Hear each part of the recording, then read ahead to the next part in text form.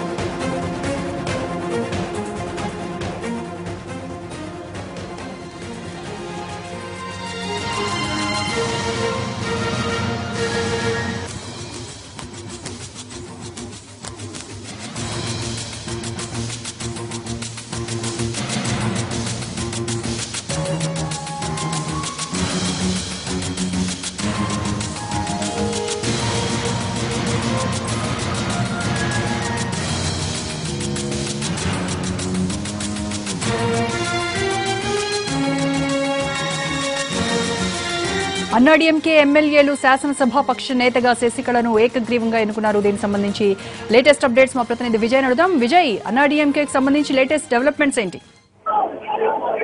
రోజా AIADMK party కార్యాలయంలో ఇవాళ సమావేశమైనటువంటి AIADMK party ఎమ్మెల్యేలందరూ కూడా జయలలితకు సంబంధించినటువంటి సన్నిహితురాలు నిశ్చలుగా ఉన్న పార్టీ ప్రధాన కార్యదర్శి అయినటువంటి శశికళ చిన్నమ్మను శాసనసభాపక్ష నేతగా కొద్దిసేపటి కిందటే ఏకగ్రీవంగా వీరందరూ కూడా ఎన్నుకోవడం జరిగింది. అయితే కొద్దిసేపటి కిందటే దాదాపుగా గంట సమయం పాటు జరిగినటువంటి సమావేశంలో అన్నాడీఎంకే పార్టీకి సంబంధించినటువంటి ఎమ్మెల్యేలు మొదట సమావేశం ప్రారంభమైనటువంటి వెంటనే చిన్నమ్మను వెంటనే సీఎం చేయాలనేటువంటి నినాదాలు వీళ్ళు చేయడం జరిగింది. అయితే దీనికి పార్టీకి సంబంధించినటువంటి ఎమ్మెల్యేల సమావేశం ఇప్పుడే కొద్దిసేపటి కిందటే ముగిసింది.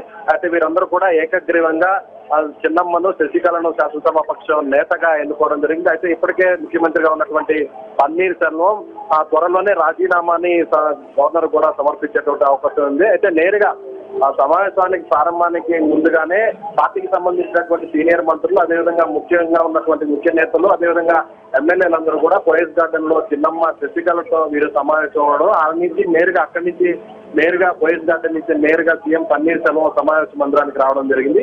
అయితే సమావేశం ప్రారంభమైనటువంటి కొద్ది సమయంలోనే పార్టీకి సంబంధించినటువంటి ఎమ్మెల్యేలు శశికళను సీఎం చేయాలి అనేటువంటి ఆ ప్రతిపాదన ముందుంచడం జరిగింది. అయితే సీఎం పన్నీర్ సెల్వం అధ్యక్షతన జరిగినటువంటి సమావేశంలో అందరూ కూడా చిన్నమ్మను సీఎం గా ఎన్నుకోవడం మీద వీరందరూ కూడా ఏకగ్రీవంగా తమ ఆమోదాన్ని తెలిపినట్లుగా తెలుస్తా ఉంది. అయితే దీనికి సంబంధించి ఇప్పటికే జయలలితకి సంబంధించినటువంటి జయా టీవీ కూడా అధికారికంగా ఈ నిర్ణయాన్ని కూడా కన్ఫర్మ్ చేస్తూ ప్రకటించడం జరిగింది. అయితే ఇప్పుడే సమావేశం కొద్దిసేపట్లో ముగిస్తుండడం, ఆ తర్వాత దీనికి సంబంధించినటువంటి అధికారిక ప్రకటనలు కూడా ఆ పార్టీకి సంబంధించినటువంటి సీనియర్ మంత్రులు కూడా వెలువరించేటువంటి అవకాశం ఉంది. అయితే ఎప్పుడు జయలలిత అనుచరులుగా ఉన్నటువంటి శశికళ ఎప్పుడు సీఎం గా ప్రమాణ స్వీకారం చేయబోతున్నారు అనే దాని మీద కొంతసేపట్లో క్లారిటీ కూడా వచ్చేటువంటి అవకాశం అయితే ఉంది.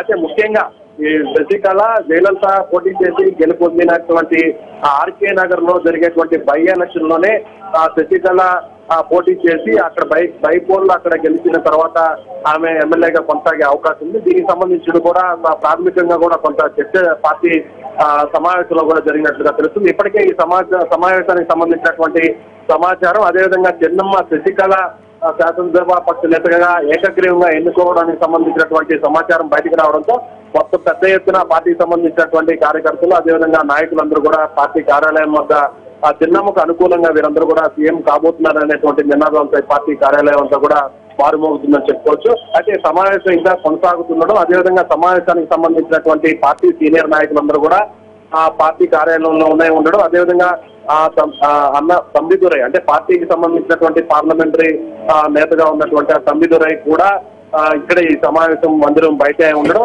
ఇప్పటికే దీనికి సంబంధించినటువంటి డైరెక్షన్ అంతా కూడా పోలీస్ గార్డెన్ నుంచి కూడా మొత్తం అందినట్లుగానే ఈ సమావేశం అంతా కూడా జరిగిందని చెప్పుకోవచ్చు. రోజా, అయితే జరుగుతున్న ఈ పరిణామాలన్నింటినీ కూడా ప్రతిపక్ష డిఎంకే ఎలా రిసీవ్ చేసుకుంటుందంటారు?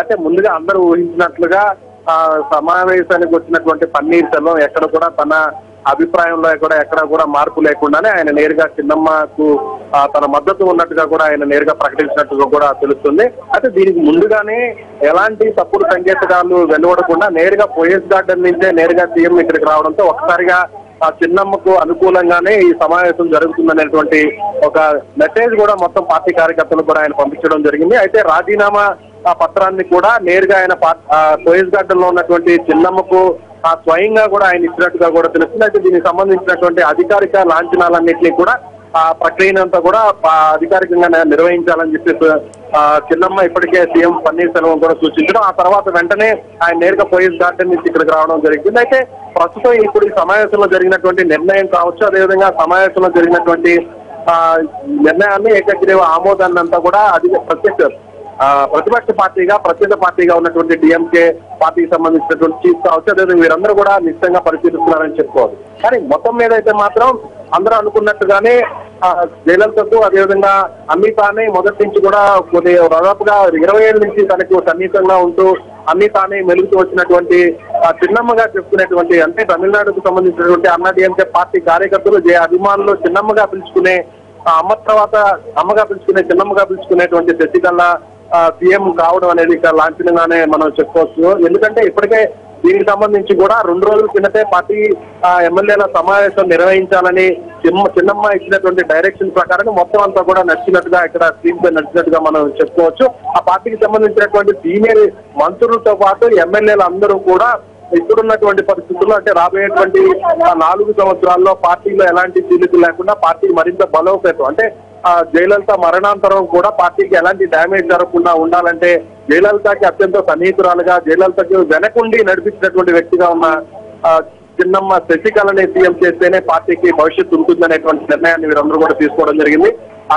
ఇదే పరిస్థితుల్లో ఈ క్రమంలోనే మళ్ళీ ఎలాంటి విపత్కర పరిస్థితులు ఎదురుకాకుండా ఉండాలంటే త్వరితగతినే ఈ ప్రక్రియ పూర్తి కావాలని చెప్పి ఆ పార్టీకి సంబంధించినటువంటి సీనియర్ మంత్రులందరూ కూడా చిన్నమ్మతో డిస్కస్ చేయడం, దానికి సంబంధించినటువంటి నిర్ణయాన్ని కూడా ఆమె ఓకే చెప్పడంతో త్వరితగతిన కేవలం 3 రోజుల్లోనే ఈ ప్రక్రియ అంతా కూడా ముగిసిందని చెప్పుకోవచ్చు. ఆ తర్వాత ఈమె ముందుగా చెప్తున్నట్టుగా 8 లేదా 9వ తారీఖులో లేదంటే ఈ నెల ఆఖరులో అంటే 26 లేదా 28న ప్రమాణ స్వీకారం చేసే అవకాశం ఉన్నట్టుగా కూడా ఇక్కడ ప్రచారం జరుగుతుంది. అయితే ఇప్పటికే పన్నీర్ సెల్వం కూడా బయటకు రావడం జరిగింది. సమావేశం మందిరం బయట నుంచి పన్నీర్ సెల్వం, అదేవిధంగా సీనియర్ మంత్రులు, అదేవిధంగా తంబిదురై ఆ పార్టీకి సంబంధించినటువంటి పార్లమెంటు నేత కూడా బయటకు రావడం జరిగింది. వీరందరూ కూడా ఆ చిన్నమ్మని సీఎం చేయడానికి కూడా తమ అభిప్రాయాన్ని అంతా కూడా ఏకగ్రీవంగా ఆమోదించినట్టుగా వారి హావాభావాలను బట్టి వారందరూ కూడా పార్టీ కార్యాలయం బయట వారు మీడియా ముందు హాజరైనటువంటి పరిస్థితి ప్రస్తుతం నెలకొందని చెప్పుకోవచ్చు. కార్యకర్తలందరూ కూడా శశికళ సీఎం కాబోతున్నారనేటువంటి ఆనందాన్ని వీరంతా కూడా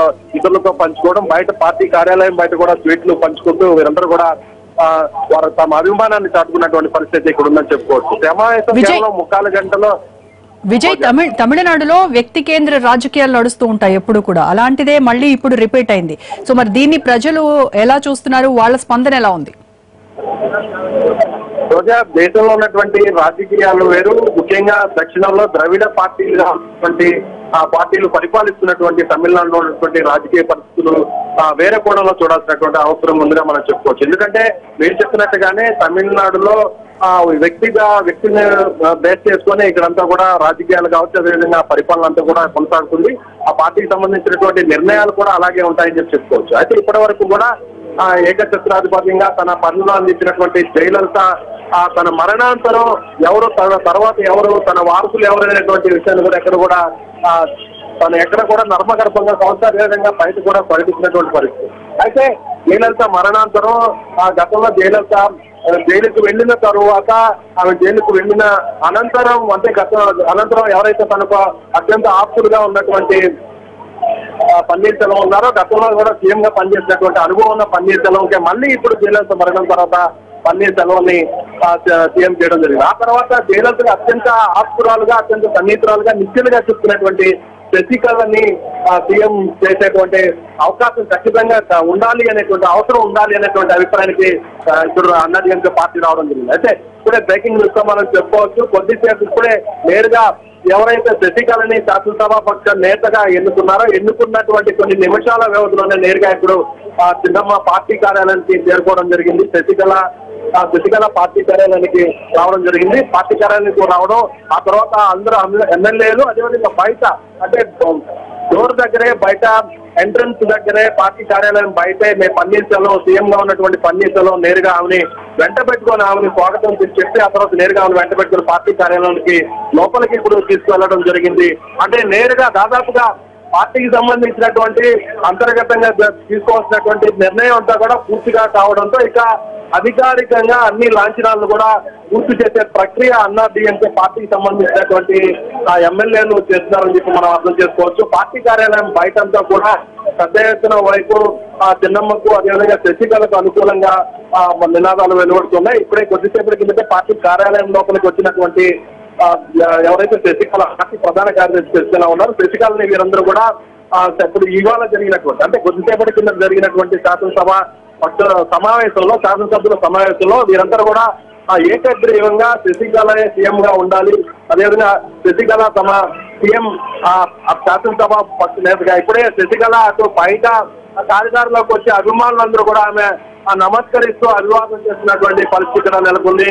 అవంతా కూడా విక్టరీ సింబల్ ని చూపిస్తూ ఆమె అభిమానులు అదేవిధంగా కార్యకర్తలు కూడా తన విజయ చిహ్నాన్ని ఆమె చూపించినటువంటి పరిస్థితి అన్నాడీఎంకే పార్టీ కార్యాలయంలో నెలకొంది. మొత్తం దాదాపుగా అంటే ఇక కేవలం లాంఛనం మాత్రమే మిగిలిందని చెప్పుకోవచ్చు. ముఖ్యంగా ఇవాళ అంటే జయలలితకి అత్యంత ఇష్టమైనటువంటి ఆకుపచ్చ రంగు చీరలోనే ధరించి ఆమె నేరుగా సమావేశానికి రావడం, అదేవిధంగా జయలలిత కావచ్చు, అదేవిధంగా శశికళ కావచ్చు, వీరిద్దరు కూడా ఒక సెంటిమెంట్ గా చెప్పుకునేటువంటి ఆకుపచ్చ గ్రీన్ కలర్ శారీని ఆమె ధరించి నేరుగా ఈ సమావేశానికి రావడం బట్టి ఇదంతా కూడా మొత్తం అంతా కూడా అనుకున్న విధంగానే పార్టీ ఎమ్మెల్యేలు అదేవిధంగా శశికళ అనుకున్న విధంగానే మొత్తం వ్యవహారం అంతా కూడా నడుస్తున్నట్టుగా మనకి ఇక్కడ జరుగుతున్నటువంటి పరిణామాల పరిస్థితులను బట్టి మనం అర్థం చేసుకోవచ్చు.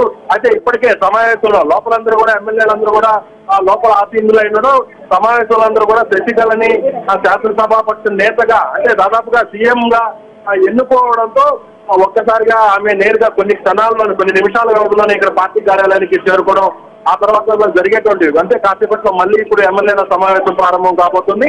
ముఖ్యంగా పన్నీర్ సెల్వంతో పాటు అదేవిధంగా సీనియర్ మంత్రులందరూ కూడా నేరుగా శశికళను ఆమెను వెంట పట్టు స్వాగతం తెలుపుతూ ఆమెను వెంట పట్టుకుని నేరుగా సమావేశం మందిరంలోకి తీసుకెళ్లడం జరిగింది. అంటే దాదాపుగా లాంఛనాలు తప్ప ఇంకా అంతర్గతంగా జరగాల్సినటువంటి నిర్ణయం అంతా కూడా పూర్తయిందని చెప్పుకోవాలి.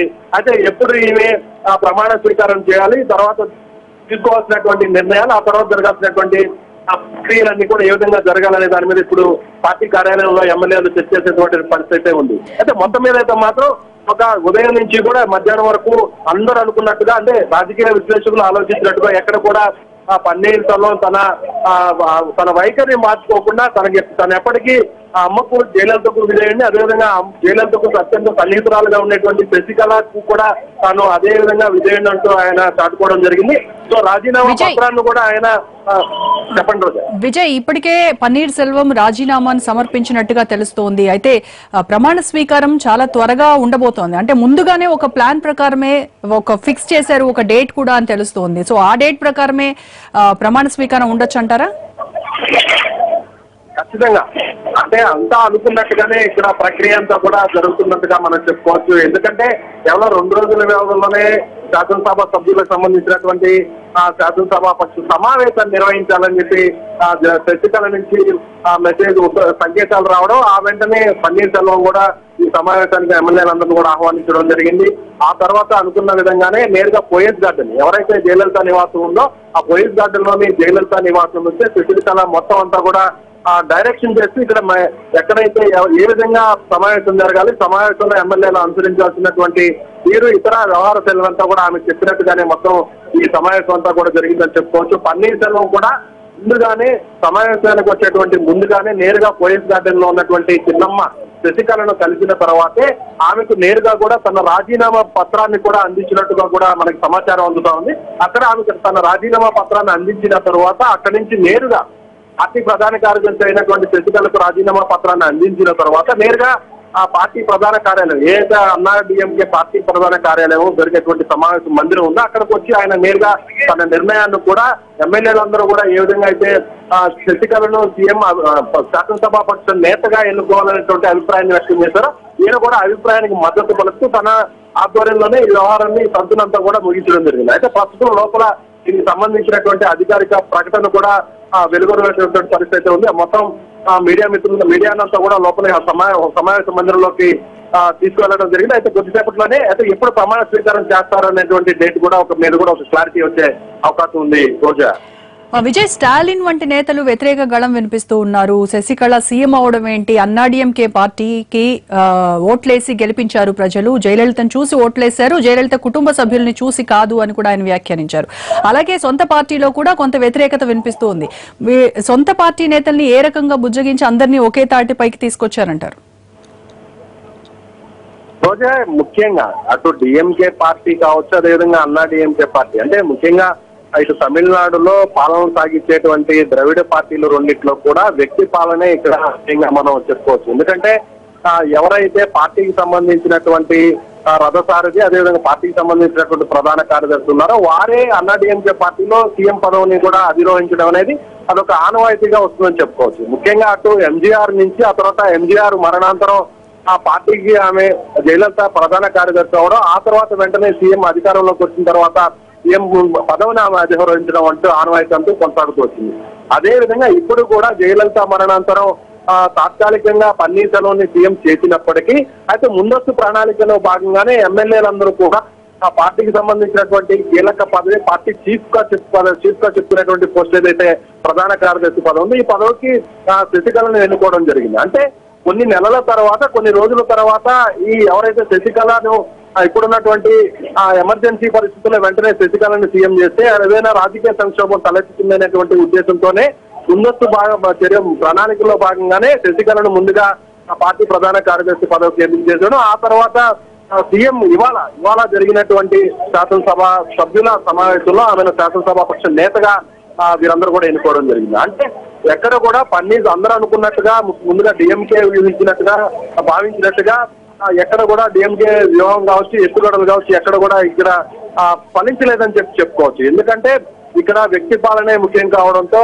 ప్రజలందరూ, ముఖ్యంగా అన్నాడీఎంకే పార్టీకి సంబంధించినటువంటి కార్యకర్తలందరూ కూడా పార్టీ క్యాడర్ అంతా కూడా పన్నీర్ సెల్వం కంటే కూడా జయలలితకు అన్ని తానే మొదటి నుంచి కూడా అన్ని ఒక కుటుంబం కంటే కూడా అత్యంత ఎక్కువగా ప్రాధాన్యత ఇస్తూ వచ్చినటువంటి శశికళనే నెక్స్ట్ జయలలిత వారసురాలుగా తాము ఒప్పుకునేటువంటి పరిస్థితి ఉంది అని క్యాడర్ కూడా ఆ విధంగా కూడా కరాఖండిగా చెప్పడంతో విధులేని పరిస్థితుల్లోనే పన్నీర్ సెల్వం కూడా తన పదవి నుంచి తప్పుకోవాల్సినటువంటి పరిస్థితి ఏర్పడిందని చెప్పుకోవచ్చు. అయితే అదే విధంగా మొదటి నుంచి కూడా పన్నీర్ సెల్వం పార్టీలో వివాద రహితుడుగానే ఆయన ఉంటూ వస్తూ వచ్చారు. ముఖ్యంగా అటు జయలలితకు, అదేవిధంగా జయలలితతో పాటు జయలలిత నిశ్చలుగా సన్నిహితురాలుగా ఉన్నటువంటి శశికళకు కూడా ఆయన మొదటి నుంచి కూడా సన్నిహితంగాను వారికి విధేయంగాను ఉంటూ కొనసాగుతూ రావడం జరిగింది. అయితే జయలలిత మరణాంతరం జరిగినటువంటి పరిస్థితులు కావచ్చు, ముఖ్యంగా ఈ వ్యవహారంలో ఇక్కడ తమిళనాడు రాజకీయాల్లో అటు ఆ కేంద్రం కూడా జోక్యం చేసుకోవడం, అదేవిధంగా బీజేపీ పార్టీకి సంబంధించినటువంటి కొంతమంది కీలక నేతలు కూడా ఇక్కడ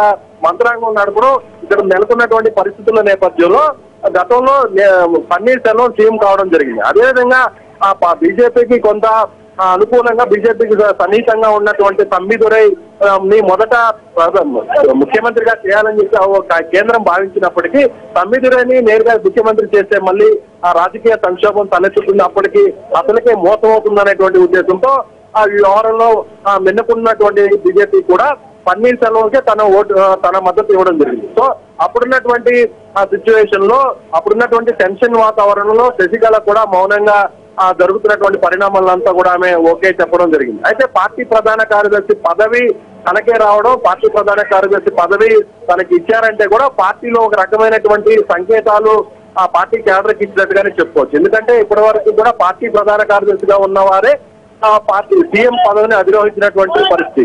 అదే విధంగా తర్వాత కాలక్రమేణా కొన్ని రోజుల తర్వాత, కొన్ని నెలల తర్వాత పరిస్థితి అంతా కూడా చక్కబడిన తర్వాత ఆ శశికళ పార్టీ ప్రధాన కార్యదర్శిగా ఉన్నటువంటి శశికళే సీఎం అవుతున్నారనేటువంటి సంకేతాలను కూడా పార్టీ క్యాడర్కు పంపించడం, ఆ ప్రక్రియలో భాగంగానే ఇవాళ ఆమెను శాసనసభాపక్ష నేతగా ఎన్నుకోవడం, తర్వాత మరికొన్ని రోజుల్లో